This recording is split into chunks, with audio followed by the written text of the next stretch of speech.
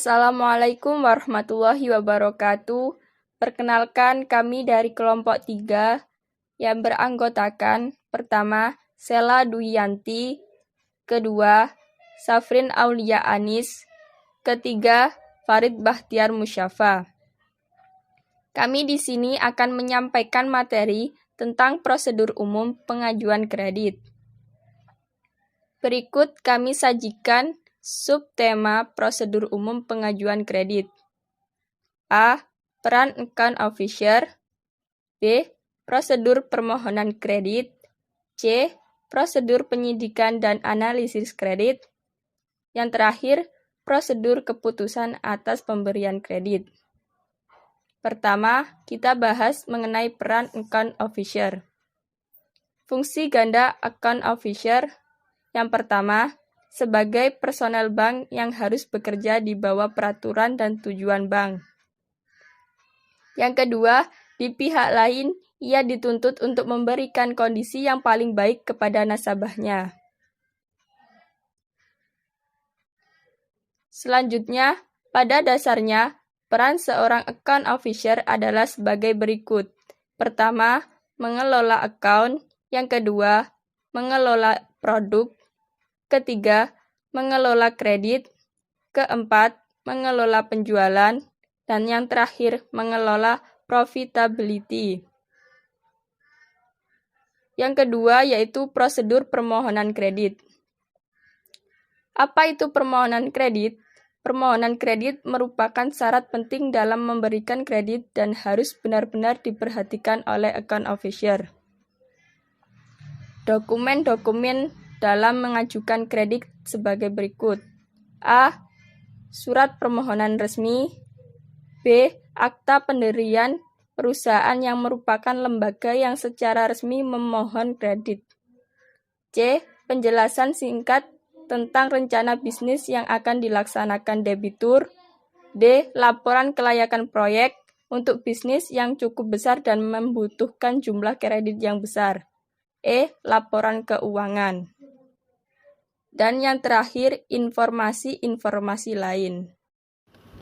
Selanjutnya adalah prosedur penyidikan dan analisa pemberian kredit. Dalam pemberian kredit, kerap kali timbul masalah-masalah dalam pemberian pembiayaan tersebut.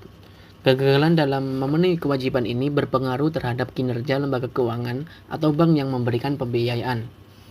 Untuk mengurangi resiko tersebut, bank melalui account officer-nya harus melakukan penyidikan dan menganalisa lebih lanjut apakah pihak yang akan menerima kredit layak atau tidak. Nah, yang dimaksud dengan penyidikan atau investigasi kredit meliputi 1. Wawancara dengan pemohon kredit atau debitur. 2. Pengumpulan data yang berhubungan dengan permohonan kredit yang diajukan nasabah, baik data intern bank maupun data ekstern. 3. Pemeriksaan atau penyidikan atas kebenaran dan kewajiban mengenai hal-hal yang dikemukakan nasabah dan informasi lainnya yang diperoleh. 4. Penyusunan laporan seperlunya mengenai hasil penyidikan yang telah dilaksanakan. Sedangkan analisis kredit meliputi yang pertama, mempersiapkan pekerjaan-pekerjaan penguraian dari segala aspek, baik keuangan maupun non-keuangan, untuk mengetahui kemungkinan dapat atau tidak dapat dipertimbangkan suatu permohonan kredit. Kedua, menyusun laporan analisis yang diperlukan, yang berisi penguraian dan kesimpulan serta penyajian alternatif-alternatif sebagai bahan pertimbangan untuk pengambilan keputusan pimpinan dari permohonan kredit nasabah. Selanjutnya adalah prinsip dalam analisa kredit. Bank melalui account officer-nya akan melakukan analisa menggunakan beberapa konsep yang menjadi prinsip dalam pemberian kredit. Yang pertama ada prinsip 6C. Prinsip 6C terdiri dari 1. Karakter. Karakter merupakan keadaan sifat atau watak dari nasabah yang akan diberikan kredit. Ia benar-benar harus dapat dipercaya. Karena pemberian kredit didasari oleh kepercayaan dari pihak bank bahwa nasabah tersebut memiliki moral, watak, maupun sifat pribadi yang positif, serta kooperatif. Kedua, capacity. Capacity adalah analisis untuk mengetahui kemampuan nasabah dalam membayar kredit. Dari penilaian dapat dilihat kemampuan nasabah atau debitur dalam mengelola bisnis. sehingga nantinya akan terlihat kemampuannya dalam mengembalikan kredit yang disalurkan. Ketiga adalah capital. Capital atau modal merupakan prinsip yang digunakan untuk melihat penggunaan modal, apakah efektif atau dapat dilihat dari laporan keuangannya yang disajikan dengan melakukan pengukuran dari segi likuiditas dan solvabilitasnya, rentabilitas, dan ukuran lainnya. Keempat adalah condition.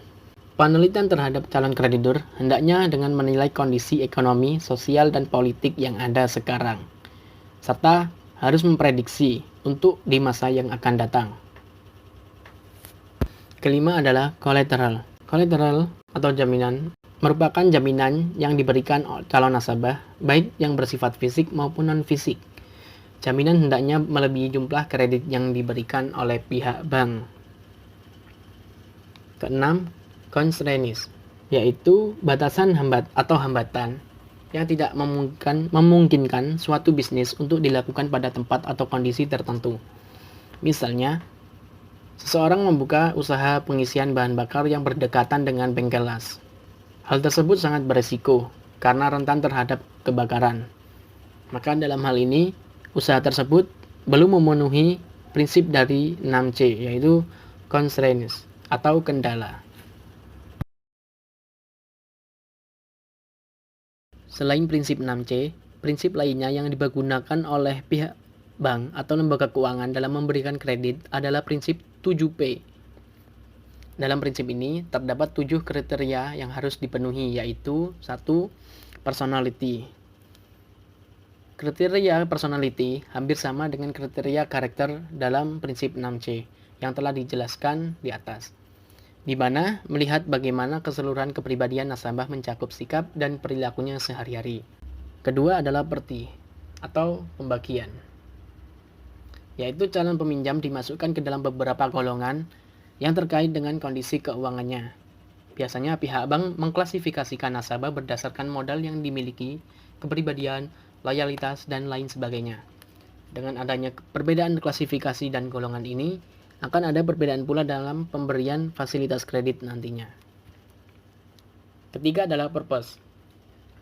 Tujuan dari calon peminjam dalam mengajukan kreditnya pada lembaga keuangan. Pihak bank perlu mengetahui untuk apa dana tersebut akan digunakan. Misalnya untuk modal usaha, investasi, biaya pendidikan, atau justru kegiatan konsumtif. Keempat adalah prospek. Dengan mengetahui apakah usaha dan bisnis tersebut memiliki prospek ke depan yang bagus atau tidak, maka bank pun dapat memprediksi bagaimana perkiraan kemampuan bayar dari nasabah. Kelima adalah payment. Kriteria ini juga bertujuan mengukur bagaimana kemampuan bayar dari calon peminjam. Prinsip payment dilihat dari sumber pendapatan nasabah, kelancaran usaha yang dijalankan, hingga prospek dari usaha tersebut. Keenam adalah profitability. Pihak bank melihat bagaimana kemampuan calon peminjam dalam menghasilkan keuntungan atau laba, sama seperti beberapa kriteria sebelumnya. Ketujuh adalah protection. Tidak jauh berbeda dengan kriteria collateral pada prinsip 6C, kriteria protection ini juga mengacu pada jaminan yang akan diberikan oleh calon peminjam. Pada slide ini disajikan data dan informasi dari nasabah yang dianalisa, yang terdiri dari 1. Penelitian data, 2. Penelitian atas realisasi usaha, 3. Penelitian atas rencana-rencana usaha, 4. Penelitian dan penilaian barang-barang jaminan tambahan, 5.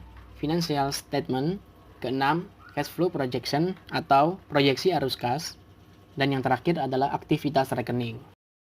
Keputusan atas pemberian kredit. Nah, yang dimaksud dengan keputusan kredit adalah setiap tindakan pejabat yang berdasarkan wewenang berhak mengambil keputusan berupa menolak, menyetujui, atau mengusulkan permohonan fasilitas kredit kepada pejabat yang lebih tinggi. Pejabat yang lebih tinggi di sini yaitu wewenang kepada bagian kredit atau cabang dan juga wewenang direksi atau kantor pusat. Nah, setiap keputusan permohonan kredit harus memperhatikan penilaian syarat-syarat umum yang pada dasarnya tercantum dalam laporan pemeriksaan kredit dan analisa kredit. Nah, bahan pertimbangan atau informasi-informasi lainnya yang diperoleh pejabat pengambil keputusan harus dibubuhkan secara tertulis. Dan cara pengusulannya pun yaitu pengusulan permohonan kredit ke direksi atau kantor pusat harus dilakukan dengan surat. Nah, apabila dipandang perlu, pengusulan dapat diajukan melalui kawat atau telex, kemudian harus selalu ditegaskan dengan surat disertai penjelasan-penjelasan yang diperlukan. Dalam hal bagian kredit atau cabang memutuskan untuk mengusulkan permohonan kredit kepada direksi atau kantor pusat.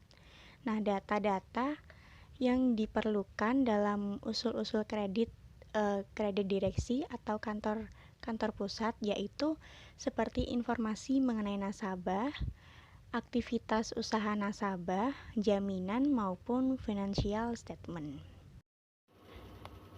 Demikian presentasi dari kelompok 3. Apabila ada pertanyaan, silakan ditanyakan. Mohon maaf apabila ada kekurangan. Sekian. Wallahul muwaffiq ila aqwamit thoriq. Wassalamualaikum warahmatullahi wabarakatuh.